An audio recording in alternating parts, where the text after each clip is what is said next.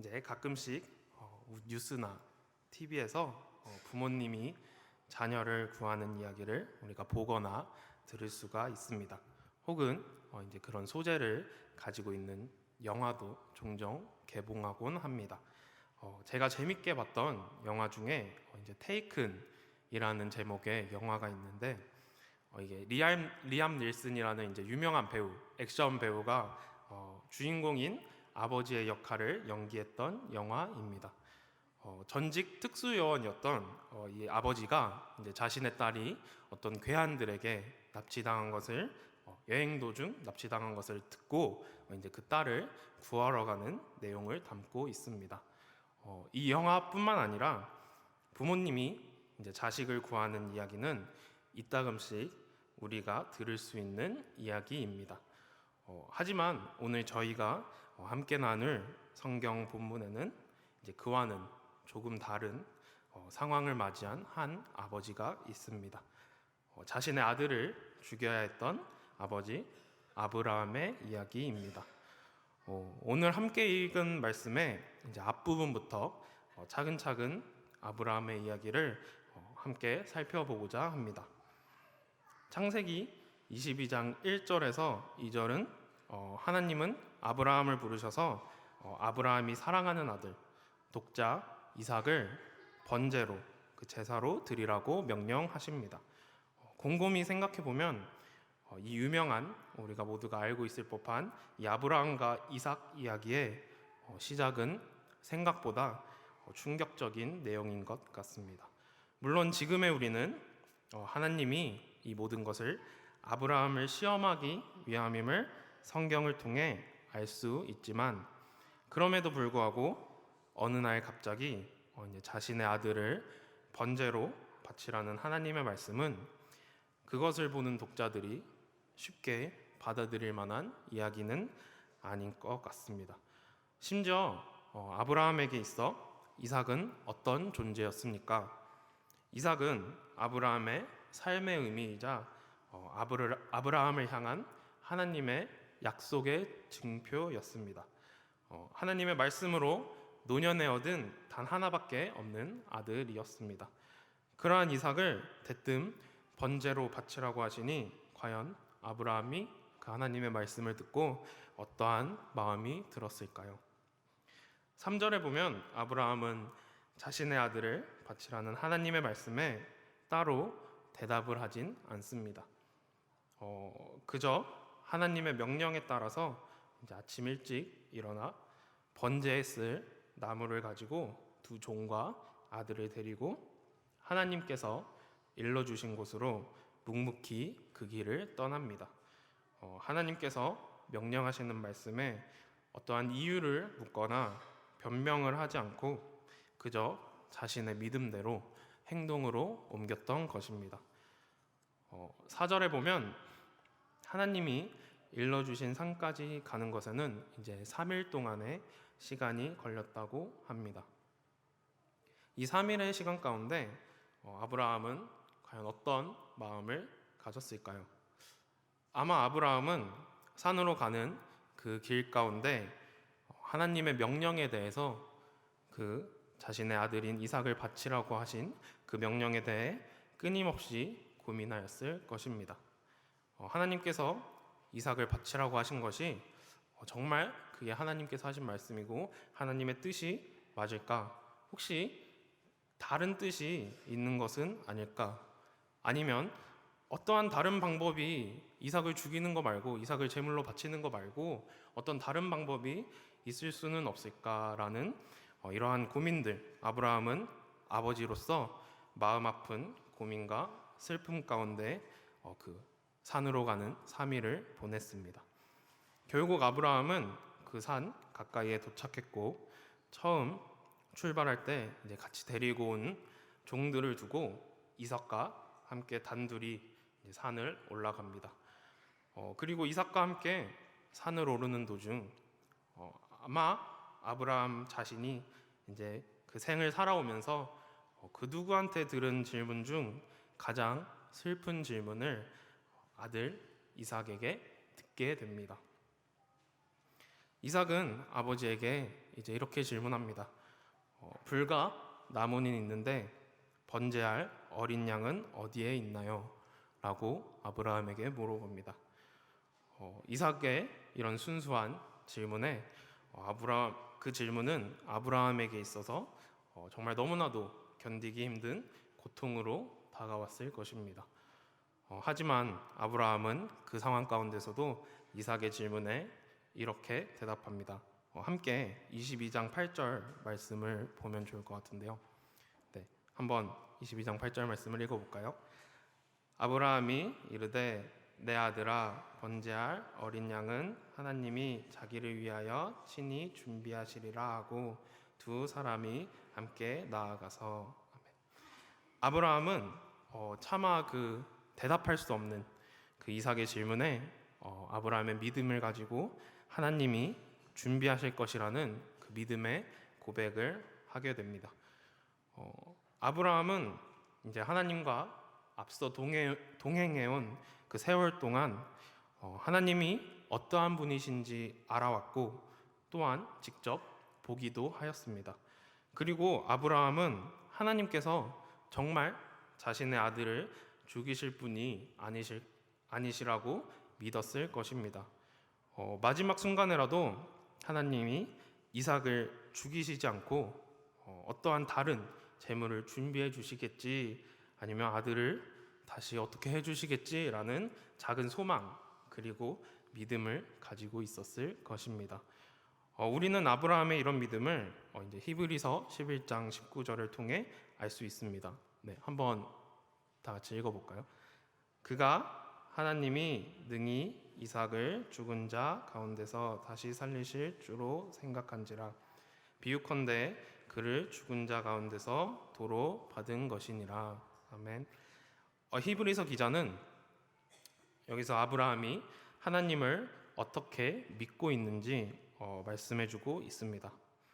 아브라함은 하나님께서 자신의 아들 이삭을 죽이실 분이 아니시며 또 정말로 하나님께서 아들 이삭을 죽게 냅두더라도 다시 그 이삭을 죽음에서 살리실 것을 믿은 것입니다.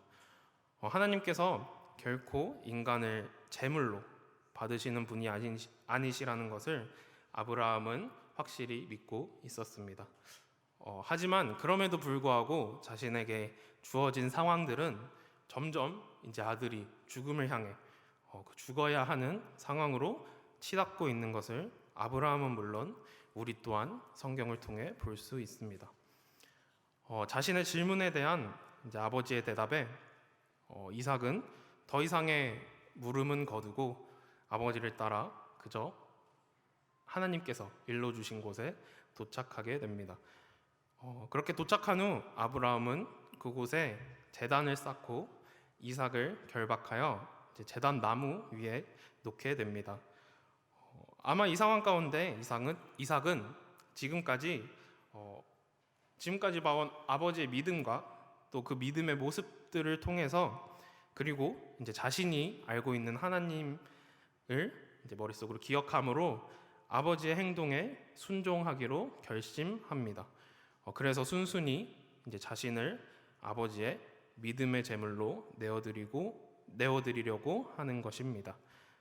이제 결박당한 이삭이 제단 나무 위에 놓여져 있습니다.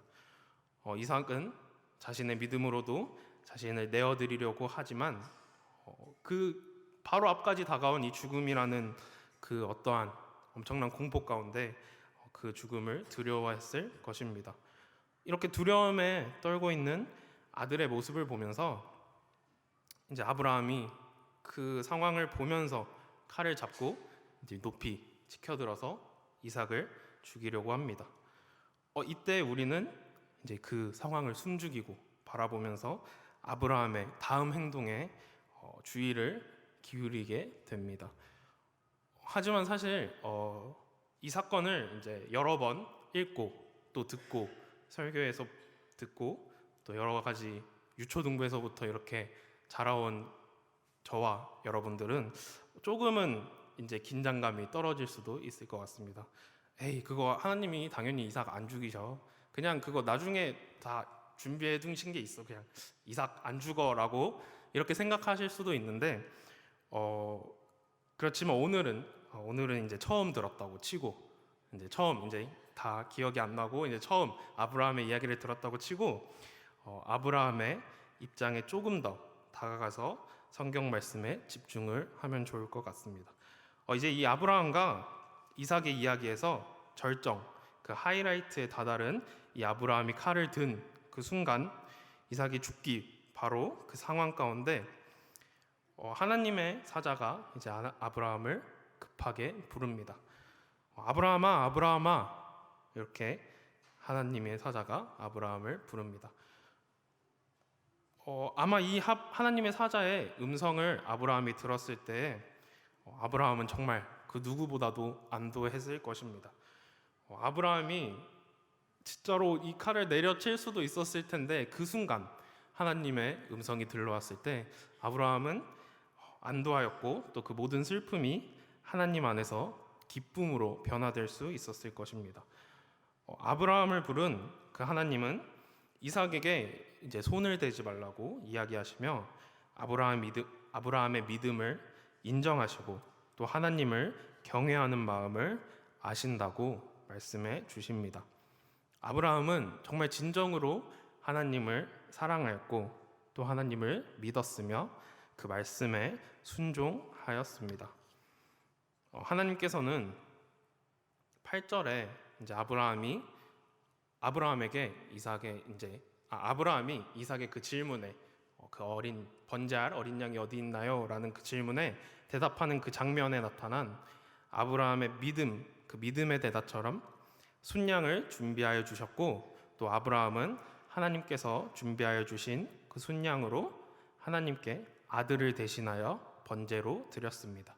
그리고 이제 그 땅을 여호와 이레, 바로 하나님께서 준비하신다라는 뜻으로 이름 붙였습니다. 아브라함은 이제 하나님의 말씀에 믿음으로 순종할 때 하나님께서 준비해 주신 양을 볼 수 있었습니다. 여러분들과 저도 이제 하나님의 일을 할 때 이런 하나님의 준비하심을 경험하실 때가 있으실 거라 믿습니다. 제가 경험한 것 중에 이제 하나를 여기서 이야기해 드리자면 제가 이제 대학생 때 교회에서 이제 필리핀으로 단기 선교를 가게 되었습니다. 이번에 저희 교회에서도 인도네시아로 단기 선교를 가게 되는데 저는 대학생 때 필리핀으로 한번 갔다 온 적이 있습니다.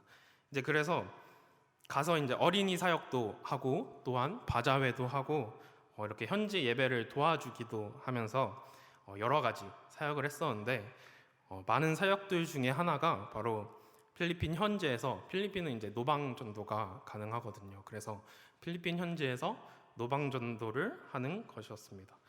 특히 그 이제 노방 전도를 위해서 한국에서부터 열심히 이제 복음에 대해서 공부하고 또 그 복음을 전하는 방법에 대해서 이제 배우고 연습했었습니다. 저희가 이제 했던 거는 글 없는 책이라고 주로 이제 어린 친구들에게 이제 예수님을 전도할 때 쓰는 이제 글이 없고 정말 말 그대로 글이 없고 색깔만 있는 이렇게 자그마한 책자가 있었는데요. 그게 이제 처음부터 황금색, 검정색, 빨간색, 흰색, 초록색 이런 색깔로만 된 5장의 조그마한 책자입니다.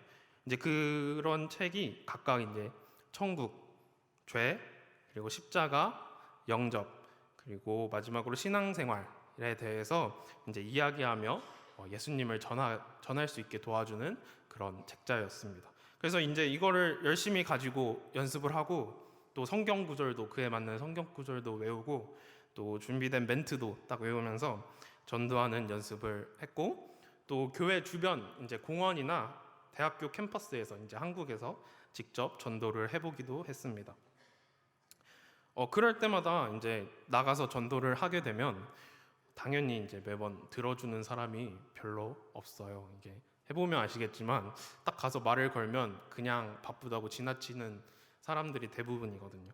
그래서 이제 잠깐 듣더라도 금방 네 하고 다시 떠나거나 아니면 그냥 착한 마음에 그렇게 들어주기만 하는 사람들만 있었지 이제 그 복음의 이야기를 듣고 예수님을 정말로 영접하는 사람은 진짜 소수에 불과했던 것 같습니다. 그래서 한 번은 이제 어린아이에게 전도를 하는데 이제 그 어린아이가 낯선 사람하고 말하면 안 된다고 엄마가 이제 낯선 사람이랑 말하지 말랬다고 막 휘잉 하고 지나치는 거예요.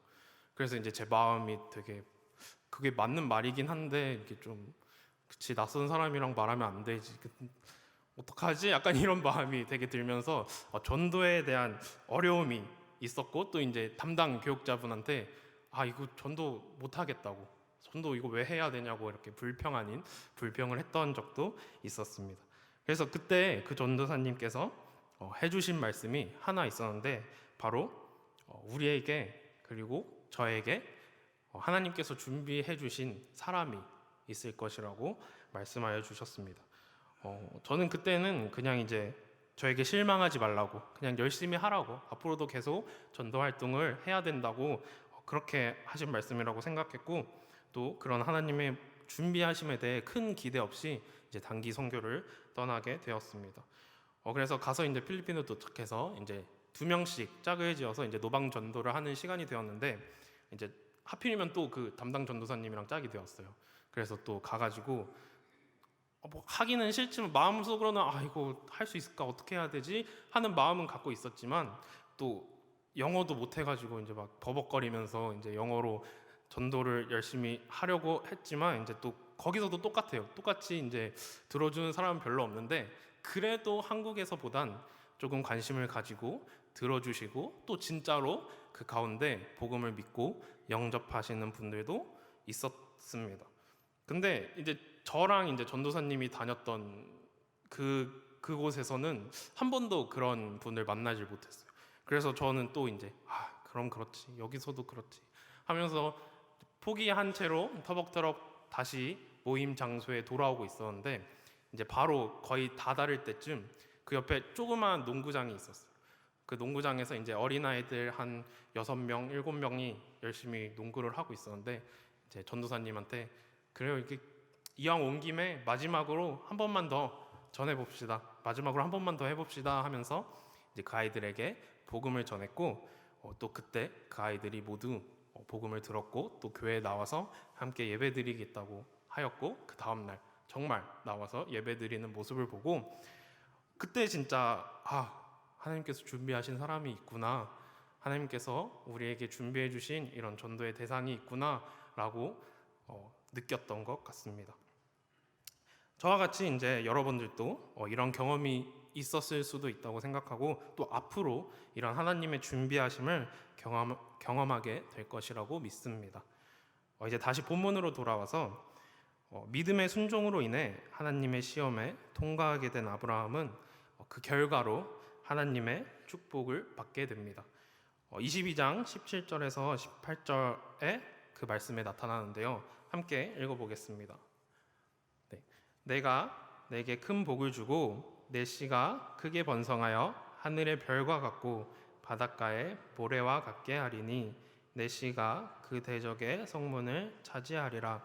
또 내 씨로 말미암아 천하 만민이 복을 받으리니 이는 내가 나의 말을 준행하였음이니라 하셨다 하니라.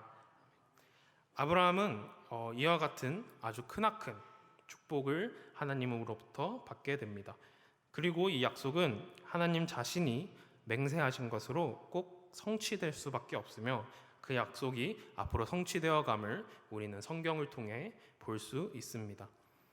오늘 우리는 이제 자신의 아들을 죽일 뻔한 아브라함의 그 믿음의 순종에 대한 이야기를 간략하게 또 혹은 나름 자세히 함께 살펴보았습니다. 이 이야기를 들을 때, 이 말씀을 볼 때 무언가 확실하게는 모르겠지만 머릿속을 스치는 자그마한 생각이 여러분들에게 있을 수도 있을 것 같습니다. 바로 아브라함과는 다르게 자신의 아들을 진짜로 죽일 수밖에 없었던 한 아버지의 이야기입니다. 함께 요한복음 3장 16절을 읽어볼까요? 다 이거는 워낙 유명한 구절이니까 외우셨을 거라고 믿습니다. 네. 하나님이 세상을 이처럼 사랑하사 독생자를 주셨으니 이는 그를 믿는 자마다 멸망하지 않고 영생을 얻게 하려 하심이라. 아멘. 그리고 로마서 8장 32절에서는 자기 아들을 아끼지 아니하시고 우리 모든 사람을 위하여 내어주신 이라고 하나님을 표현합니다. 성경에 나타나 있는 말씀대로 하나님께서는 인간을 위해 자신의 가장 아끼는 독생자를 주셨습니다. 독생자를 주셨다는 그 표현이 무엇입니까? 인간의 죄를 용서하시기 위해 자신의 하나뿐인 아들을 인간의 손에 죽게 하신 것입니다. 그 골고다 언덕에서 십자가에 못 박혀 피를 흘리시고 그 고통 가운데 죽으심을 의미합니다. 그것은 절대 하나님 자신을 위하심이 아닙니다. 하나님이 사랑하시는 세상, 바로 우리들을 위함이었습니다.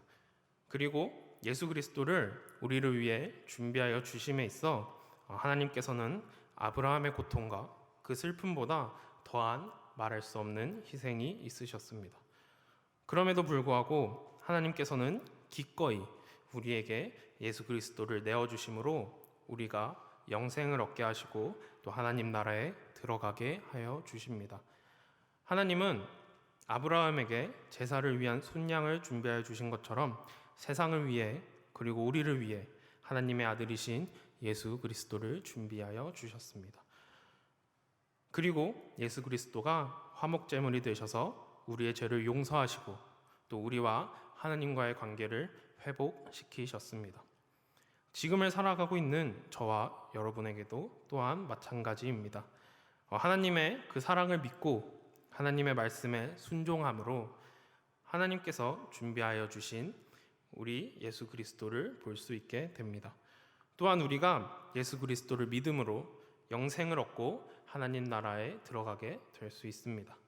여기에 계신 여러분들 모두가 이러한 사실을 다시 한번 기억하고 믿으실 수 있기 바랍니다. 아브라함은 자신이 본 순양을 가지고 무엇을 하였습니까? 이제 13절에 보면 아브라함은 하나님께 제사를 드렸습니다. 그렇다면 우리 또한 우리가 해야 하는 것은 무엇입니까?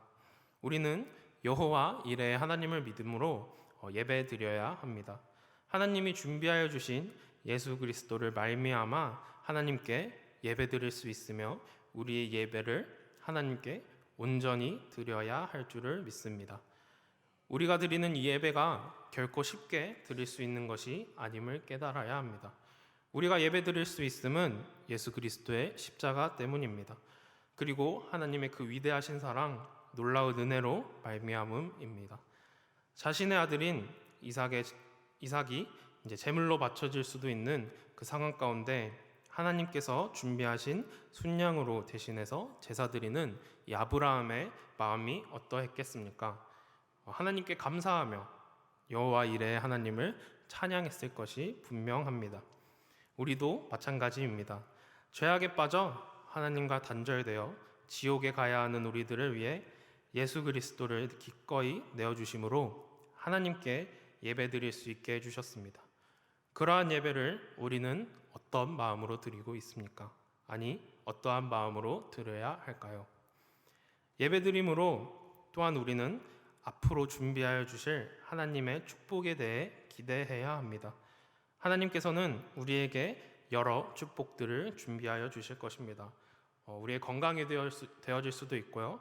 혹은 우리의 자녀들을 위한 미래가 되어질 수도 있고 우리의 삶 전반적으로 하나님께서는 여러 가지 복을 내려주시겠지만 결국 우리가 마지막으로 보게 될 하나님의 준비하심은 하나님 나라에서 영원히 하나님의 아름다움을 찬양하며 사는 것입니다. 우리는 이 소망을 가지며 나아가야 합니다. 우리가 받아야 하는 약속은 예수 그리스도를 통한 구원입니다. 아브라함이 하나님을 신뢰함으로 복을 받았던 것처럼 우리도 믿음을 통해 구원이라는 복을 받을 수 있어야 합니다. 이곳에 계신 모두가 하나님을 믿고 그 말씀에 순종하여 예수 그리스도가 나의 구원자이심을 믿으시며 나아가길 바랍니다. 그리고 그 믿음을 통해 예수님만을 예배하며 구원의 복, 바로 그 하나님 나라에 들어갈 수 있는 그 어떤 것보다 큰 축복을 받으시기를 소망하며 축복합니다. 기도하겠습니다. 하나님 아버지 감사합니다. 오늘 이 시간 아브라함과 이삭의 이야기를 함께 나누었습니다. 아브라함이 믿음과 순종을 통해 하나님을 예배하며 그 여호와 이레의 하나님을 찬양하였던 것처럼 우리도 하나님이 예배하신 예수 그리스도를 믿음으로 구원을 누리고 하나님 나라를 누리는 삶을 살아갈 수 있도록 언제나 우리와 동행하여 주세요. 우리의 간절한 믿음과 예배를 받아주시는 예수 그리스도의 이름으로 기도하였습니다. 아멘.